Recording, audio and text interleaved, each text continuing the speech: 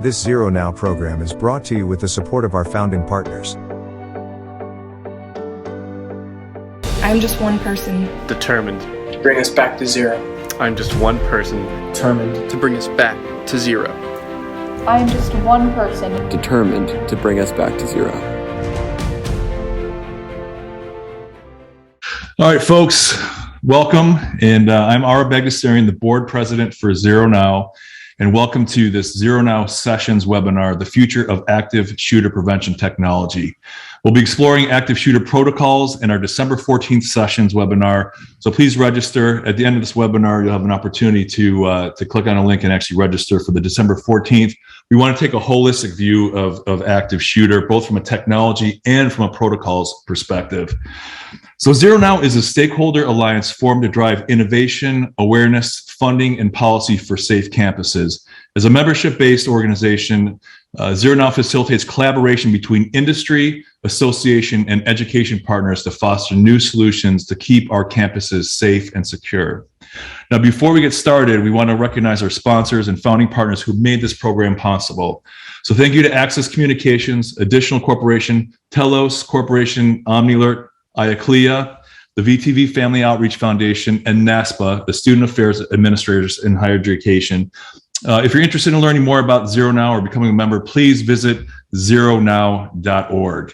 And before we get started, before I introduce our distinguished panelists here, we're going to put out a poll to learn what technology do you currently employ to prevent active shooter events. So just take a moment to complete that. And while you're filling that out, let me introduce our panelists. So first, Dave Fraser has an extensive background in technology and product leadership. He's the CEO of Omnilert, which pioneered the first campus emergency notification system and most recently introduced AI-powered visual gun detection technology. Dave has been building innovative software products and companies for more than 30 years with a passion for developing and bringing to market new products and services which have a direct positive impact on every day. Welcome, Dave. Jeff Morgan. Welcome, Jeff. So Jeff is responsible for physical security and resiliency for all LendingTree locations globally. He has the privilege of designing and building LendingTree's first ever global security operations center. Before joining LendingTree, the LendingTree family, he worked for the University of Central Florida, the largest university in the state of Florida. Welcome, Jeff. And last but not least, our most recent guest who was able to join in and jump in, and we appreciate that, Jason. So Jason Friedberg is a recognized leader in campus safety and is the commercial head of cities and public sector at Genetec. Prior to Genetec, Jason served as the chief of police and public safety at Bucknell University. Welcome, gentlemen. Appreciate your joining us today. So let's go ahead and take a look at the poll. And thanks, Jason, for being able to jump in here. So let's take a look at the poll results here. Okay. So, all right, it looks like most folks have nothing currently. And let's see, metal detectors seem the most common, with about 19% of the participants citing that. So Dave, does that surprise you, the results from this poll here, that most organizations don't have any technology to prevent active shooter events? I'm actually a little bit surprised, but not specifically like that. My assumption was that the number of institutions with really employing no technology would be higher. So my surprise was that it was above only 50% there. I thought it was going to be that a much higher percentage, and that metal detectors were going to be the majority of the use cases. And of course, with metal detectors, you're really talking about sort of pinch points, and there's only a few places that it can really be employed. So I was a little bit surprised. And what do you think, Jeff? Because I know you've employed a number of different technologies both at UCF and at LendingTree. I mean, what is your takeaway from that? Yeah, I think it's interesting. I mean, I see there was a bunch of folks that also voted for others. I'm kind of interested to see what else is out there, because I think that list was pretty comprehensive. But with the cost of some of this technology, the skill sets it takes sometimes in the planning and things, I'm also not surprised that there's not much out there, because I think the technology is kind of still evolving, and there's a lot of things out there, and you got to find the right solution. And I think we'll talk a little bit about that more later today on integrations, and it's a lot more than just a school district or a corporation. Now you got to bring in your local partners and stuff like that also into that environment. So it's kind of a new thing. Absolutely. And before I forget, to the folks that are joining us remotely, if you have questions for our panelists, please click on the Q&A button, and we'll answer those questions in a little bit here. But we just wanted to make sure that you're aware of the Q&A button. We definitely wanted to answer those questions. Jason, I mean, the organizations that you work with, what are they employing today when it comes to active shooter prevention technology? Yeah, whether it was, one of my campuses or one of the campuses that we currently work with, or anybody in the public sector, we're really seeing those metal detectors. And to Dave's point, it's at pinch points. The problem with college campus is that it's open. It's open and accessible, and there's no way to put metal detectors in everywhere, nor could we respond to all of the false alarms that we would get. So, it becomes a big challenge for us to be able to provide security at the edge, and also to manage that security in a way that doesn't deplete our first responders or desensitize them to what the possibilities are of bringing the weapon onto campus, whether that's a corporate campus or an educational campus. Speaking of corporate campus, I know, Jeff, you were recently in the process of upgrading the overall physical security at LendingTree. What technologies have you employed on the front to prevent? The key thing here with anything with ZeroNow, it's about prevention. We're not really focusing on response. Obviously is important, but it's most important to prevent harm. So what are some of the things that you've discovered and employed? Yeah, sure. It's a good question. All right, it's the same kind of methods that we had when I was at the University of Central Florida. The first thing we did was come in and kind of see what exists today. What capabilities do we have now, and what do we need to implement? Trying to help with the prevention side of it. And of course, for us, LendingTree, we've got I think 13 different sites throughout the U.S. And everyone's got a different type of camera system. They've got a different kind of notification system, access control. So we're standardizing that. And we had the same concerns at the university, where we had to do a lot of integrations and tie a lot of stuff in together so you can all work with one another. So when you do prevention, we're looking at camera analytics, to let us know, because, when you have that many sites and you have a lot of employees to kind of manage who's coming in and out of the locations, just like you would at a university, it's impossible to see and keep an eye on everything. So we're depending on analytics to let us know, hey, there's a suspicious, person, in the building with something that may look like a weapon. Then our security folks get that notification. They can look at it and verify and confirm whether it's a threat or not, and then respond appropriately. So those are things that we're looking at. So definitely analytics and camera systems, and then the ability to lock folks' places down is very important to be able to do that. And so are all of your technologies playing together when it comes to more integrated response? I mean, the solutions that you've implemented, are they intercompatible?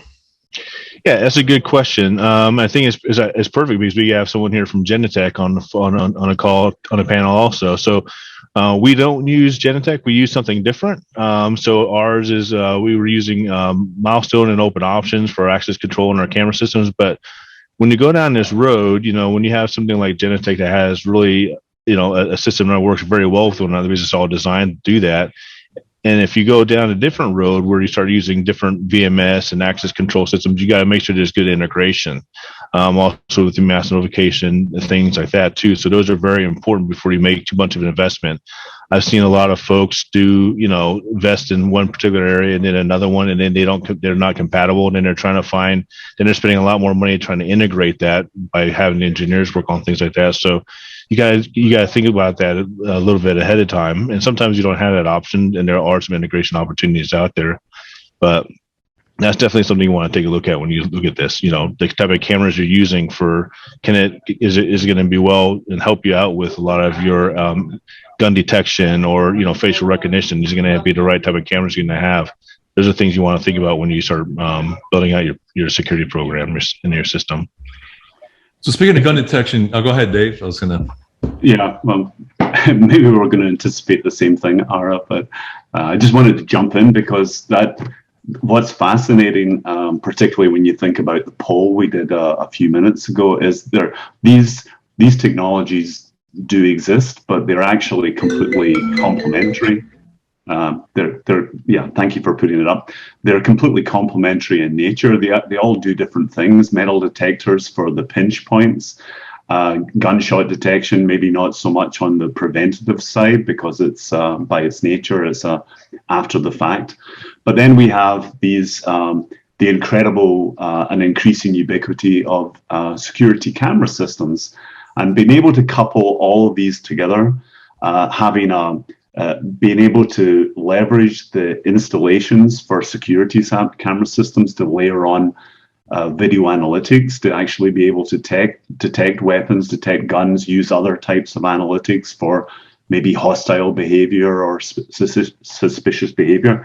It really speaks to the fact that the technology is out there, but they all do different complementary things. And in that environment, we're only really going to be successful if we allow this integration to actually take place. So I really think it's incumbent on the supply side, the vendors, to collaborate and to build standards and to make sure that these different products work well together. So everything from the surveillance systems, the video management systems, the video analytics, right through to access control and other things that are still emerging.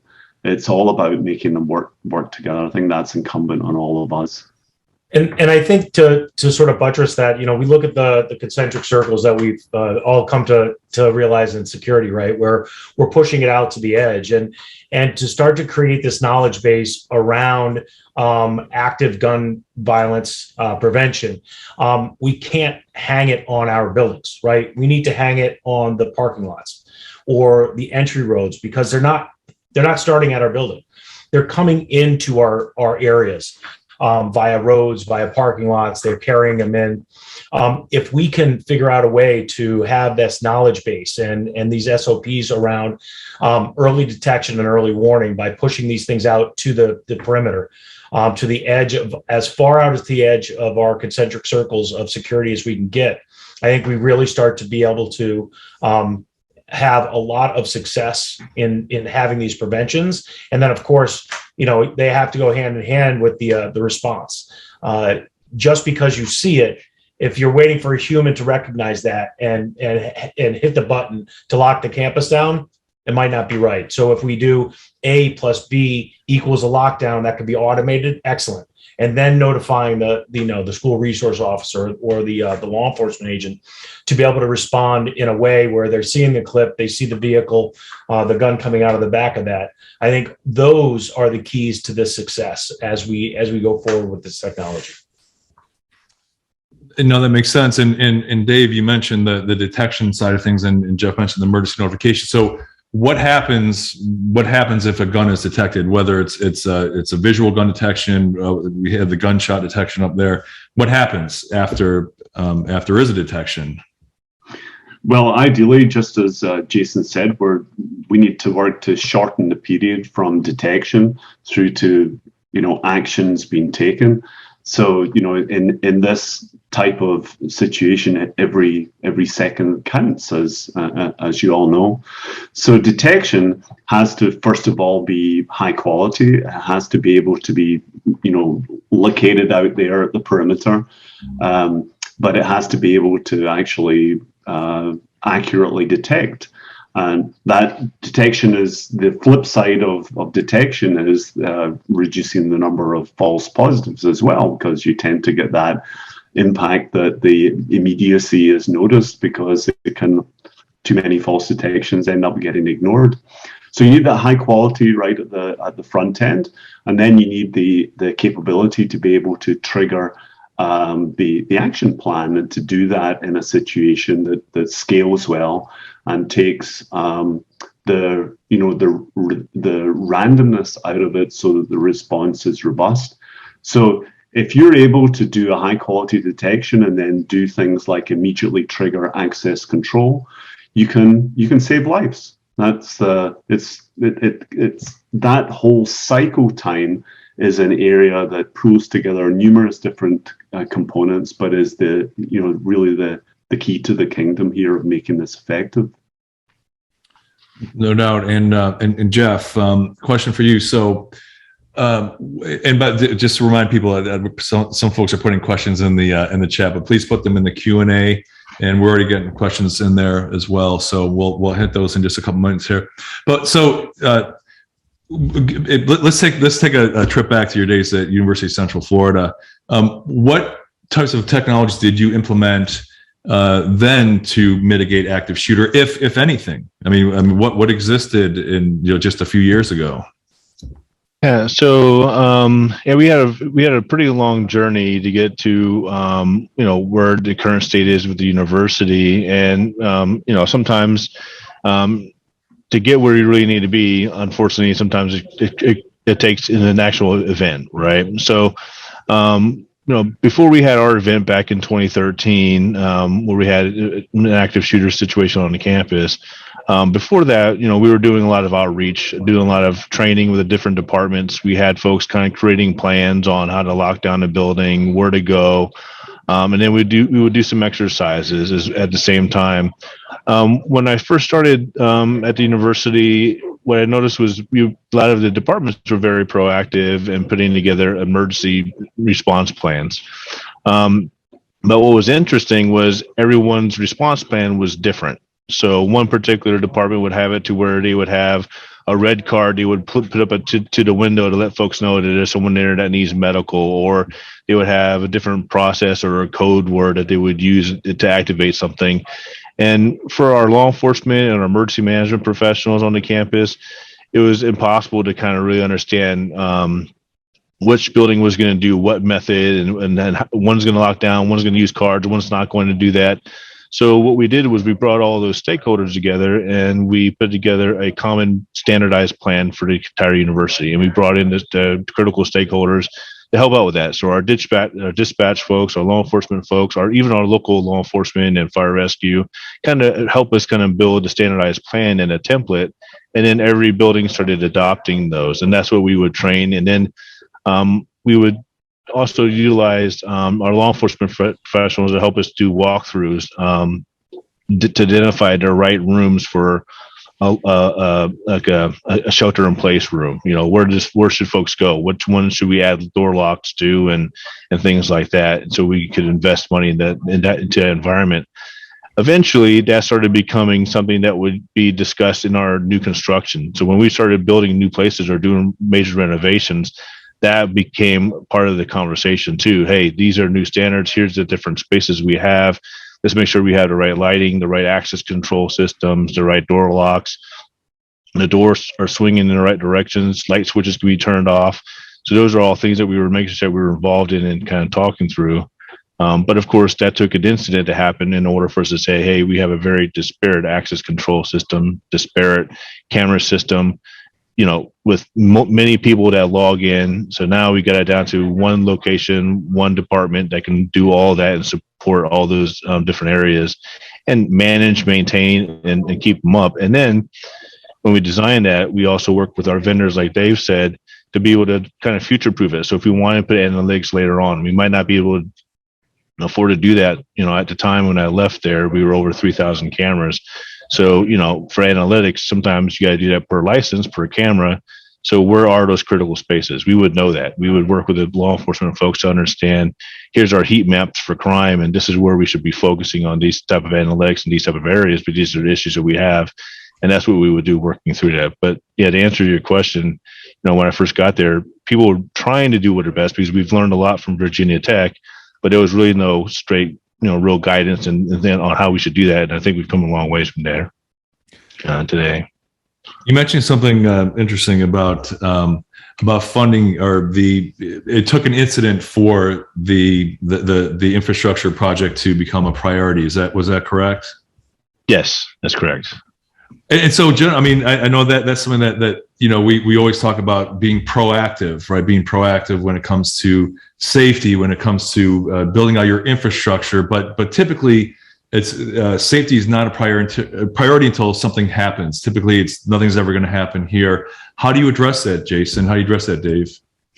So, no one wants the sheepdog hanging around campus until the wolves are there, right? So, but I think over the 20 years that I was on college campuses, even though there was a desire to have that security sort of be in the background, it became a common message that, listen, if you keep working at them, we can make these incremental steps to make the campus more safe. If we address the top priority problems that we have, if we get our standards and procedures in place, that helped a lot. I think it was also very helpful with a lot of the campuses that we work for and that I still work with some form of accreditation. If we prove to them that we are meeting these business standards, that we are that we are accountable to the sort of global footprint on security and best practices, that we have to live up to that, and we can really start to set the tone for those conversations on our corporate campuses and on our college campuses in that regard. A good friend and ZeroNow board member, Joe Samaha, the president of the Virginia Tech family, the VTV Outreach Foundation, he always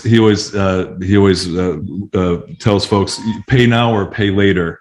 And you don't want to pay later because the cost is not just financial, and that's something to always consider. I mean, Dave, do you experience that when dealing with organizations that there's just awesome, but we just don't have the funding, or the funding is not available for proactive prevention programs? Absolutely. I think there's an awareness issue as well. So I think it's vitally important that we collaborate so that we can drive not only the awareness, but this integration that we've been discussing earlier on. So it needs support. It needs mobilization. So from our perspective, industry, the vendors in this space have obviously a vested interest, but also they need to put their money where their mouth is and actually try and encourage collaboration. And it coming from organizations may seem a bit self-serving, but it should be funded. Something like this needs to be richly funded so that the awareness can be grown and the companies can work together so that these solutions become accessible and easily available. It is somewhat appalling how little awareness there is and how little budget is spent on safety. When you think of just we're talking human lives here, we're talking about our employees, we're talking about our kids in school, we're talking about citizens, guests in hospitality, you name it. This is what could be more important? And so, anything that we can do to actively collaborate and grow awareness and drive the adoption of these technologies and the expertise to actually get it deployed is, I think, is mission critical. So, Dave and Jeff, to that point, I just want to ask a question to you guys. Are we working with, or are you guys able to work with your professional organizations? Like, I know IACLEA is one of our sponsors. Are we getting with those professional organizations to help them validate that this is a technology that we need to use and can use? And then how do we get it out there? Sort of like blue light phones, right? They're ubiquitous. No one ever made it a standard, but they are. How do we get that ball rolling with our professional organizations across all verticals? It's I think that's the root of the problem, Jason. Certainly, we're trying. Omnilert is trying extremely hard to do that. We see ZeroNow and other organizations as some of the vehicles to bring that in from an umbrella perspective, from an industry-wide perspective. But I think it does need it needs a powerful force. Yeah, for sure. Yeah, no. When I was in Florida, we had the Florida Domestic Security Task Force, and we had a specific task force just on campus safety. And we were able to help folks with getting grant money through that process, to help with target hardening of schools and active shooter type of technology.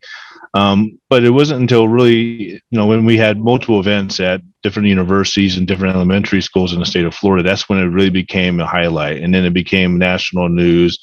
And then it started becoming a priority for some of the government officials, elected officials, and things like that too.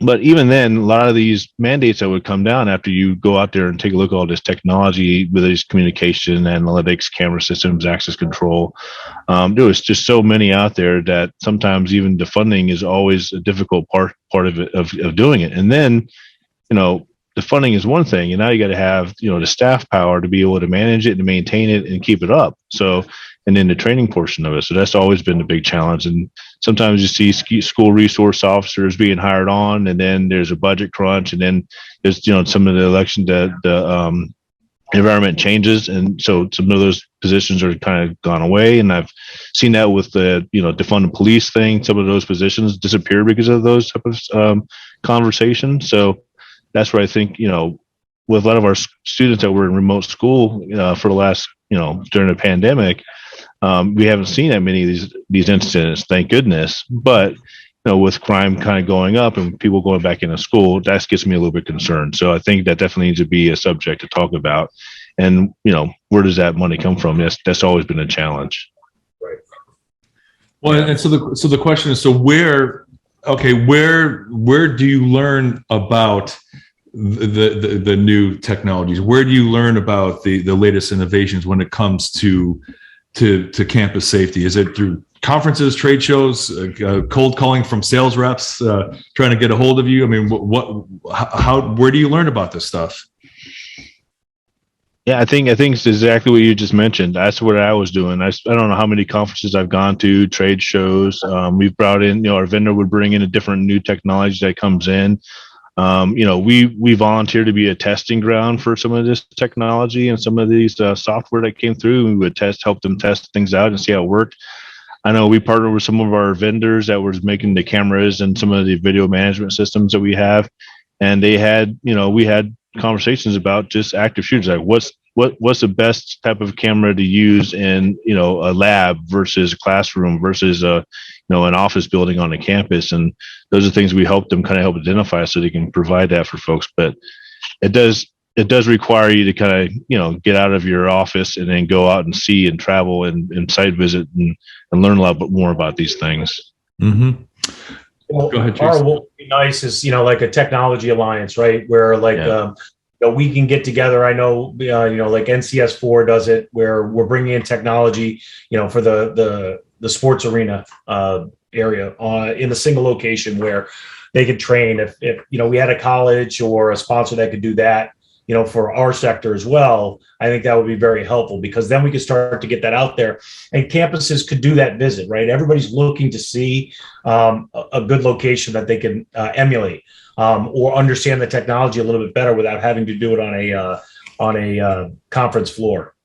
Right. No doubt about that. Well, and that's, you mentioned that, Jason, that's one of the things, ZeroNow is looking at is creating an innovation safety lab, partnering with an education partners to set up a test environment to experience what is currently available, where the future is headed with technologies, with campus safety technologies, because once again, focusing on prevention, being proactive and prevention focused. So Dave, where do you see the technology headed when it comes to active shooter prevention technology? Well, I'm actually reflecting back on what it's going to take to get these types of things understood and adopted. And I guess we can take great comfort from the success that surveillance camera systems have taken. It's a huge market.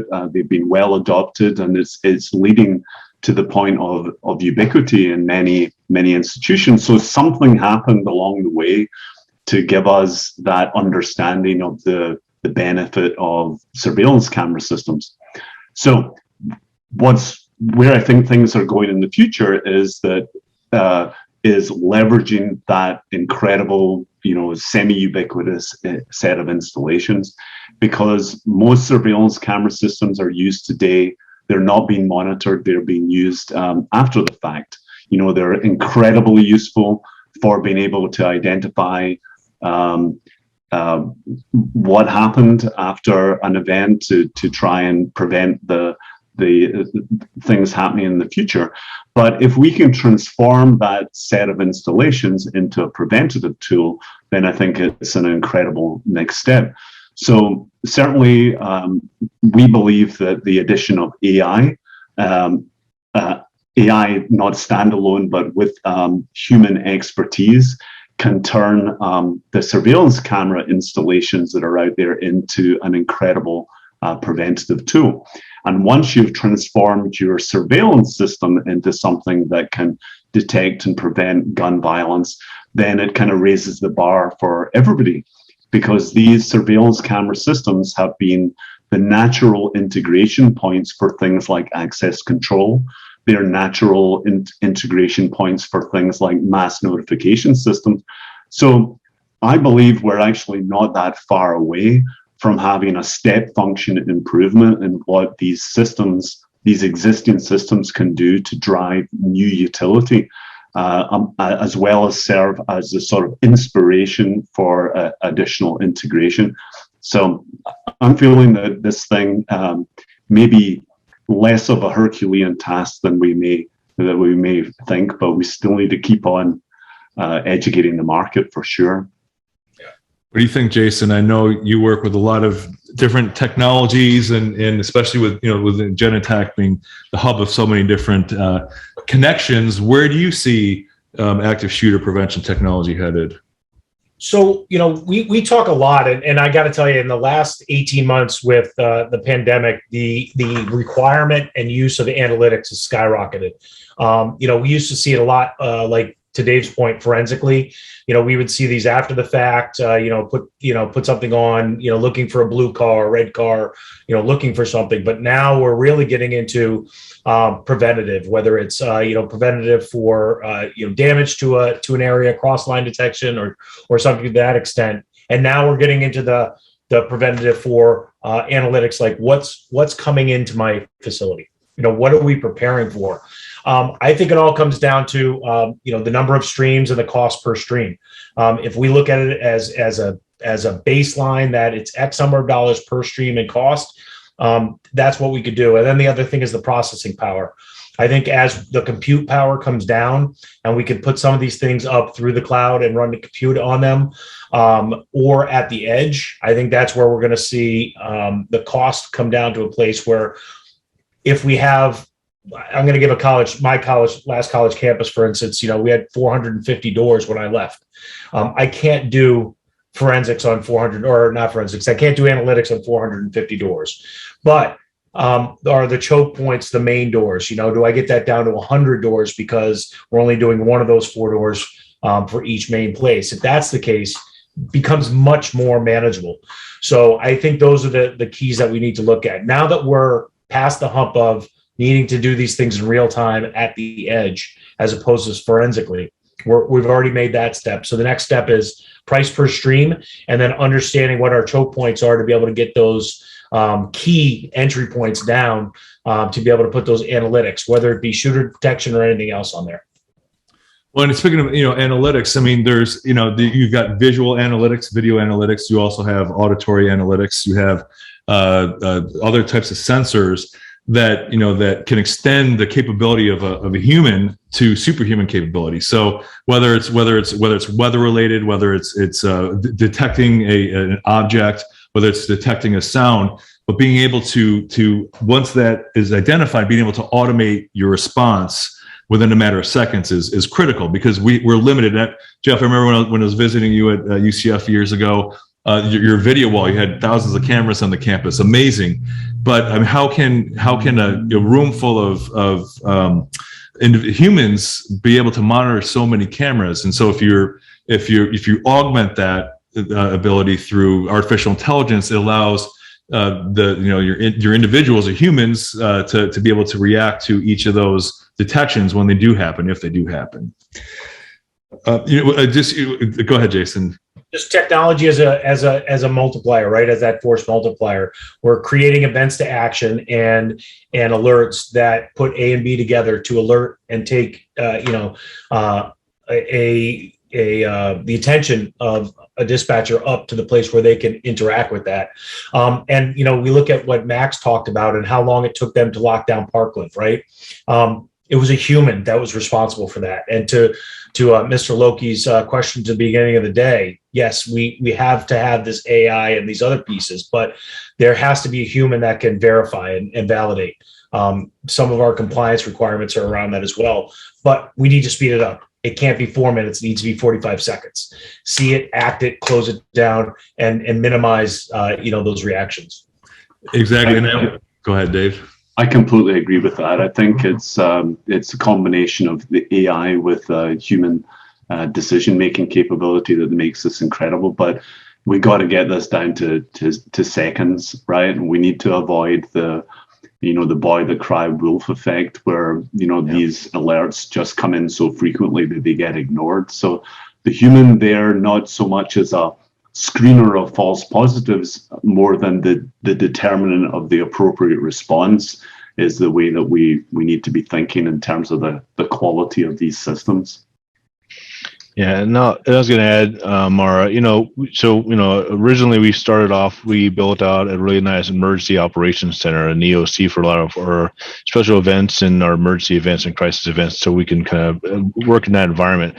We quickly learned, how that we needed a security operations center. That's that space that I showed you. So the video wall where we can pull in all those cameras, because what we found out was, if we had a situation with a gunman on campus, then our dispatch folks were overwhelmed. I mean, they're getting calls from everyone, and then they got to bring in all the different resources to the site, to the campus. So they don't really have time to spend looking at cameras and trying to hunt this person down. So our security team would be the ones that would go in there and pull those cameras up. And then we would create an environment where our dispatch and our law enforcement agencies, if it's a particular building that we know we can focus on, they don't have to worry about which one of those 3,000 cameras we had. We bring in those cameras into the view for those folks to focus on to help with the response side of it. So it's really a partnership thing with emergency management, our security management team, dispatch, and law enforcement to help with that. So like you said, the analytics can let us know what's happening. We can share that information with the folks that need to bring in resources, the ones that need to respond, and then for the rest of us to kind of support it. So it's very important on AI, on the human portion of it too, and sharing information and communication too. Something that Jeff, and man, we're getting a lot of questions coming in, so we'll hit the Q&A in just a couple minutes here. But there's still unless we want to extend it another hour, but I think we'll keep it to the hour. It's something that you all three of you have mentioned. We're talking a lot about AI. But the other key aspect when it comes to active shooter prevention is automation, right? Being able, I think Jeff or Jason, you said, trying to get it down to, within 45 seconds or even less. So once there is a detection, how quickly can you notify people? How quickly can you mobilize first responder resources? As you know, the most common cause of death from active shooter is blood loss. So if you have EMTs on site within seconds of a firearm being detected, imagine what that can do as far as the outcome of the incident. So, Dave, I know some of the things you're doing has to do with automation. Can you just tell us a little bit about how that works and how that works with gun detection specifically? Sure. Well, we've invested several years of effort in fine-tuning an AI system for visual gun detection. Right now, the gun detection itself, once the gun becomes visible and is being brandished in some form, it takes about half a second or less to recognize the gun. Then there's a communication process that allows that alert to be vetted, essentially. The vetting can be optional, but it's normally the best thing to put a human in the loop to determine the correct response. So that might add another 5 seconds for the full set of data to be provided to the personnel responsible. And what's the data? It's an image of the individual or individuals with the detected weapons. It's going to be the precise location of where the camera is, so that it takes the guesswork out of that type of telemetry. And then the user, there's obviously a certain amount of time for the security officer or whoever is on the team to process that information and make a determination of whether it's what type of event to trigger a lockdown, to set up a predetermined set of emergency plans, whatever it is. So 45 seconds is incredibly realistic for this thing. Through being able to monitor reliably 24/7 by 365, rather than treat a video feed as an after the fact, you can shave a ton of time off of this. So yeah. Even less than that, no doubt. Well, what's interesting, with the video analytics. I remember back in January 1st, 1984, reading the newspaper and the prediction of the future with surveillance state, with cameras everywhere, the George Orwell vision of the future. And here we are in 2021, and guess what? There are cameras everywhere. And what's interesting though is the whole ubiquity of surveillance and how we've become accustomed to them. A friend who's a president of a university in Oregon was sharing with me, they did a campus-wide study with students, a survey to identify, what can we be doing to make you feel safer on campus? And this is with, what is it, Gen Y, the current generation. And the number one thing that came up was more surveillance cameras. We want to be monitored. We want to be, to have an eye on us. And so the thing that always comes up with me, and personally, and I'm sure with many folks, are privacy issues with surveillance. And what are your thoughts? And I know, Jason, this is probably something you deal with often. How do you address privacy issues with surveillance cameras? Yeah, we're actually seeing this a lot, not only on college campuses or high schools or primary schools, but actually in housing authorities. So traditionally, large housing authorities have shipped their video to the police departments for monitoring, or they have a housing authority police department that look at that, and they really feel like it's Big Brother. Post George Floyd, and a lot of the defund discussions are around what kind of access to that video do they have? What's their reaction to those videos? And what are the privacy availability as well as the privacy concerns around that video? If you have a school or a housing authority that has 5,000 cameras on it, looking at those people going down corridors or coming and going, there is a concern. And so we have put a lot of effort at Genetec into creating these privacy protectors. And I know other companies have done the same. And not only having the ability to provide those cameras out and very good quality streams so we can do the analytics on the edge, but also provide the masking so that all of those streams are masked all the time. And the only time we unmask those streams is after something happens or in a critical incident where two people maybe have the keys or the approval to unmask those streams coming in. Provides a whole level of security and safety to the people, as well as the transparency and privacy protection rights that they believe that they should have, and that we support as well. And I think that's where we're going to see this industry coming as well, being able to do that masking and privacy protection, but still layering on those analytics that allow us to respond appropriately.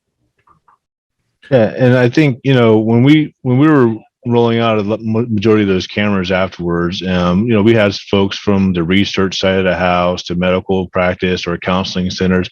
They all had very legitimate concerns about privacy. So one of the things that we did was we worked with all those folks, and we actually wrote policy for the university. So I did the same thing here at LendingTree for the corporate. So when we started rolling out these cameras, a lot of folks were like, hey, this is a lot more than what we're used to having. And then when they kind of understand why, they, like you said, it's everywhere. One, and number two is a preventative thing. And then it helps with response. But the policy helps the company keep I guess, hold you accountability. They help people understand when and how and why they're being used and who has access to that. So when you lack policy, folks are kind of making up their own kind of decision on how it's being used, and that big brother effect comes along with that. So when you have that, it's very clear for folks to understand, look, this is life-threatening type of stuff. We only will view whenever there's an incident. Here's a form or a process to request video. You shouldn't be releasing it to anybody. And then whoever has access to your camera systems or your access control systems, you should have some kind of training with those folks too, and address privacy and the policies with those folks too, to let them understand how important it is. So they're not taking a cell phone and recording something that happened, a slip and fall, and then sharing that with the local media or something like that, or social media. So those are things that you want to make sure you have that in place to kind of hold your own folks and your own university or your own campus accountable too. So policy was a huge helper for us. Yeah, transparency is going to be absolutely critical with anything to do with this type of sensitive information.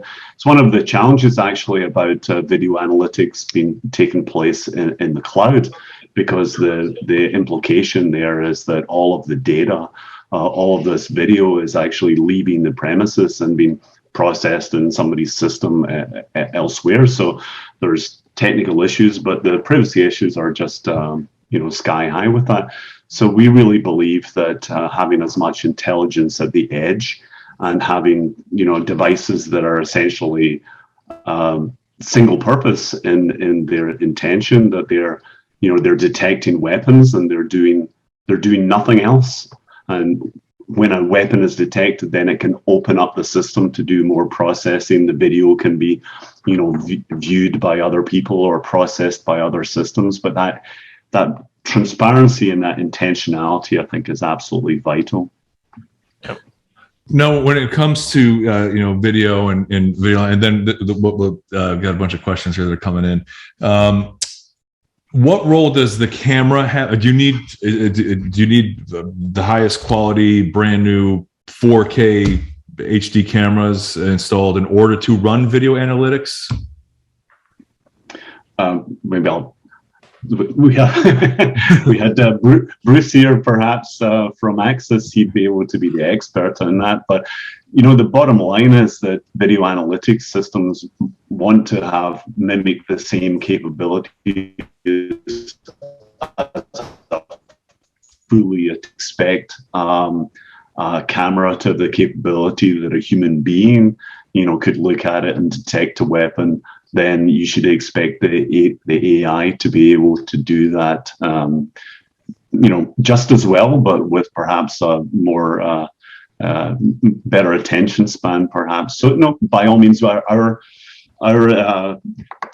installations and our customer experiences have shown that fairly, modest installations can do the job quite effectively.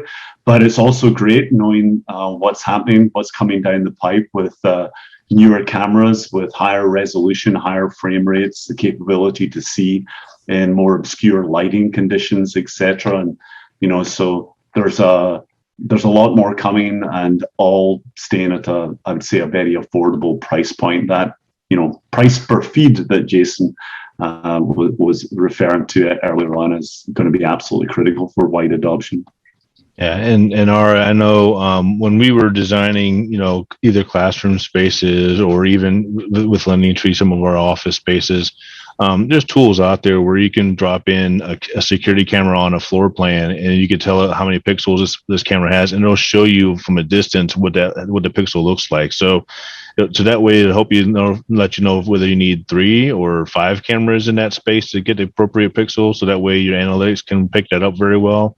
I've also learned, there's different types of cameras. Like, today, one of the nicer cameras out there that I guess one of the benefits that they have with modern cameras is like a fisheye. So now you have a camera you can see an entire room. But what I've learned is when you add analytics to it, it has a hard time with that dewarping technology to be able to kind of really see a knife or a weapon and things like that too. So you got to be mindful of that. So if it's a busy space that you have, where you have a lot of people coming in and out, like Jason mentioned, like some of your higher, populated spaces or throughput areas, you may not want to use a camera like that. You may want to have one fisheye and also have a nice fixed high pixel camera, so that way you can put analytics on that, and that's what's going to be able to let you know that, hey, something's, this doesn't look right, and report that back to you through analytics. No, that's great. Let's go ahead and take some questions that have come in from our participants here. So Brian Hudley asks, any thoughts on security window films? Is that something that either one of you have experienced when it comes to active shooter? I see Jeff thinking about that. I think, what are your thoughts on that? Have you? Yeah, it's interesting. As new modern buildings get built, they have these leads kind of things they're trying to do. And what we found out when we met with the architects, sometimes you build these beautiful spaces where you have conference rooms and huge glass walls, right? So you train your people to run, hide, fight, and now you give them an opportunity. There's nowhere for them to hide, right? So down there in this big glass space. So what we started to do to help with those kind of things is, number one, we also, with some of the leads challenges you had with even light switches. So some of these things are occupancy sensors, but when we were doing our spaces, we made sure that you're able to still turn it off and then not move it and turn the light on. So now they know there's someone's in there. We did put film. There is some good film out there. You got to be very careful which film you select, because it more likely will not stop a bullet, but it'll keep the glass up. And that way it's a kind of like what you see on a business or like a 7-Eleven or a gas station where someone can shoot through it. And now the guy beat through it in order to make a hole big enough for them to crawl through. And that gives you some delay. So that way the cops can get there to kind of neutralize the threat. So those are the things that we're looking at, and we implemented for those spaces that had those leads, things that they were trying to meet, and bring in that sunlight, but at the same time, being able to at least provide some kind of protection for the folks in that space. Yeah, exactly. We were doing those at college campuses as well. Not only for shooters, but also, any kind of breaking and entering on the bottom floors, rather than having the ugly bars up, we put some filming up, and it allows us to slow down someone trying to make entry. Yeah. Let's take the next question here. So how does visual gun detection differ from gunshot detection? Well, gunshots work after the shots have been fired. So we've got, that's the bottom line. Visual has a chance. It's not always going to work, but it has the chance to determine, somebody walking in or coming across the parking lot, well before the situation is escalated. That's the bottom line. Again, a lot of these different technologies are quite complementary, but that's the primary difference between visual and audio is the timeline. Next question is from Michael. Yes, is there a standards development process or organization that you would recommend as a home for interoperability? For example, an FPA 3000, not a good suggestion, but do you have a better suggestion? And I mean, you guys know that's one of the areas that ZeroNow is looking to address as an industry organization, looking at standards and interoperability with different technologies. And although obviously we're a new organization, that's something that we do have on the horizon. I don't know if either gentlemen have other thoughts on that. I think you said it, Ara. We try to find an organization and that we could collaborate with, from an industry standpoint, and be a proxy standards body. The intent of every ZeroNow member is to collaborate so that we provide operability, and we fund. We add our small voice and our small funding to it so that there can be a bigger voice through the organization that's to get the message out. Yeah. So I'm not sure if we have, and Dave, you could probably answer this, if there's a sector or vertical that is leading the charge on deployment of this.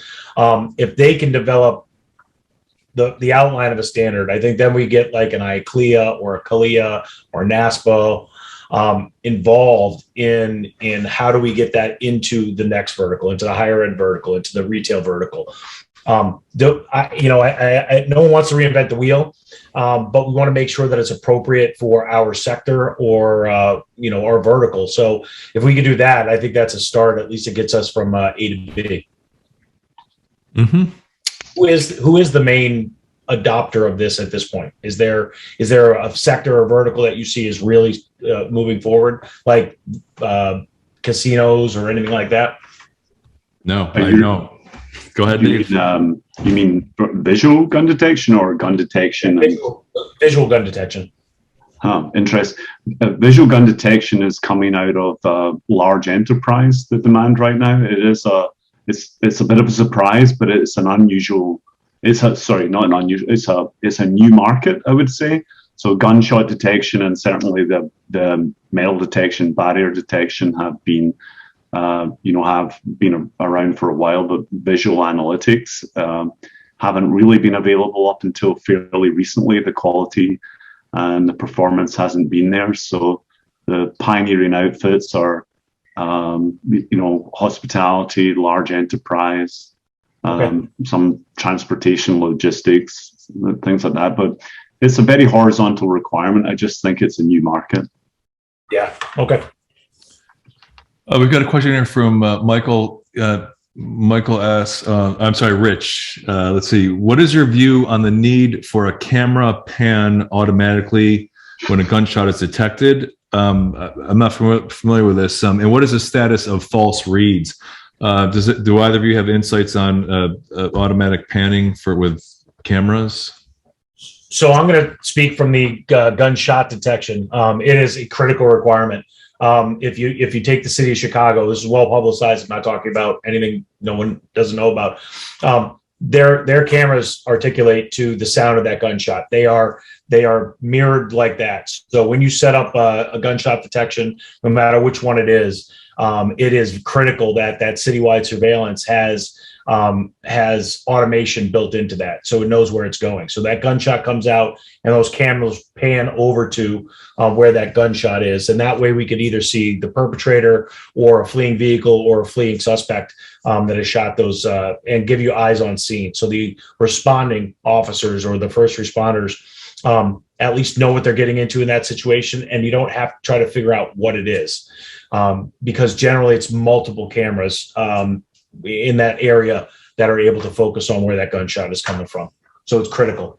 I mean, what types of video analytics are you seeing, Jason, when it comes to smart cities or municipal environments? Obviously you're heading up the public sector at Genetec. I mean, are video analytics widespread, or is it still new technology that is yet to be adopted on a widespread basis?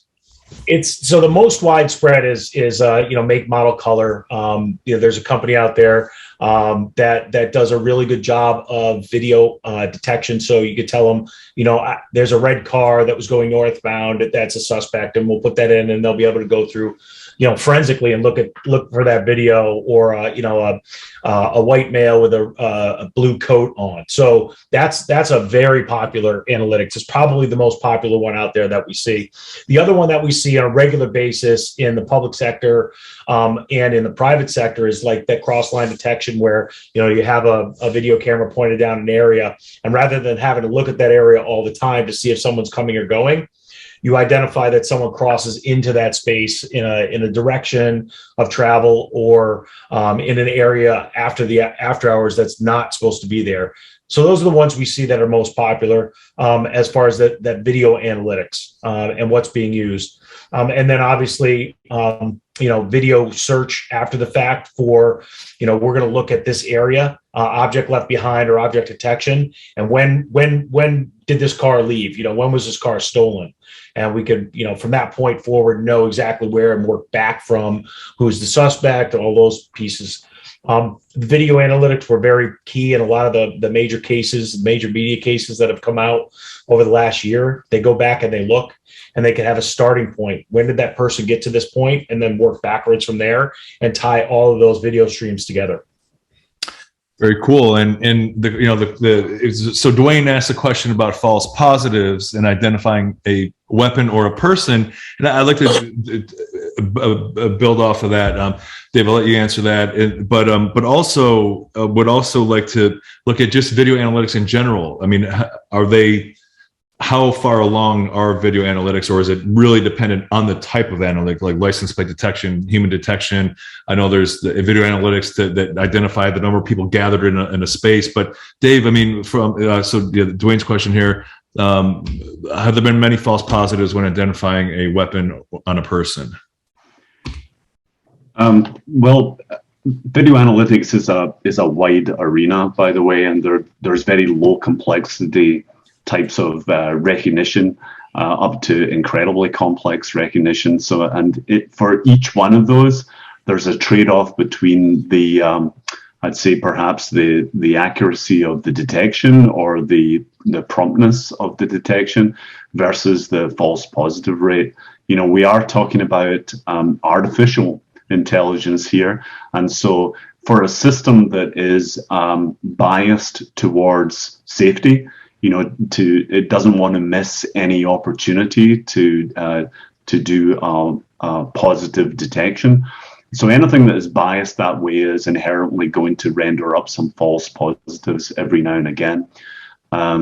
So it's a fact of life. It's something that we have to deal with, and we deal with it in two ways. One way is to have a system that is constantly learning, so it's able to learn from its mistakes. And in the case of our commercial product, we'll push out the learnings from all of the cameras that we manage.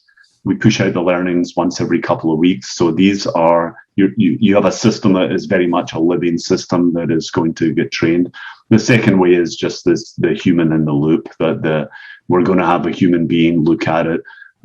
Hopefully not to be the determinant of false positives, although that does happen, but mainly to be the determinant of what the correct response is going to be. So you know, that's the situation. What we've seen over time is these systems become smarter and smarter, and the false positive rate can be reduced so that they become commercially viable very, very quickly. Great. We've run out of time, but just before we do, any final thoughts on where active shooter prevention technology is headed? Jeff, and then Jason, and Dave. Let's just get your final thoughts here before we wrap up. And no, I think it's unfortunately it's a continuing issue, something that we all need to take a look at. The exciting part is, you know, technology is getting a lot better, integration is getting a lot better. So I think there's some help when it comes down to analytics and things like that, to be able to help some of our security professionals be able to do a better job at these things. So I think it's very interesting. Mr. Friedberg. Yeah, I'm in agreement, and I think, you know, as things get smaller, as we could start to leverage 5G and solar, and reduce the infrastructure costs of these solutions that are out there, the infrastructure costs of the solutions that are out there, I think we're going to see this be more proliferate and be, again, able to push out to the perimeter. And Dave, final thoughts. I agree with both gentlemen's points. I think the role of the suppliers in this space are to produce great products that work well together, and to constantly be working to push down the price point to make it more accessible to everybody. But I also think it's incumbent on us to push to lobby for these things to be recognized and adopted, because without the intent to do anything about it, it doesn't really matter what we all can produce, right? Yep. Thank you, Dave and Jason and Jeff, and for the folks that attended today, appreciate you taking the time, and hopefully you gained some value. There's a survey that will be sent after this, as well as when I end the webinar session. You'll be able to give us some feedback and share your thoughts on potential topics that you think you would like to hear about, because this is all about collaboration. As you know, ZeroNow is about driving innovation, awareness, and funding and policy for safer campuses. So if you're interested in being part of that, please go to zeronow.org And then just a reminder, our next webinar in this series, the ZeroNow sessions, is the future of active shooter prevention protocols. So we're going to be addressing the protocols, run, hide, fight, Alice protocols, and some new protocols that have evolved from that you might want to consider. And that is December 14th at 2 p.m. You can go to zeronow.org and register for that webinar. Hope you can join us then. But thank you. Have a great day, everyone, and I'll talk to you guys soon. Thanks a lot. Thank you.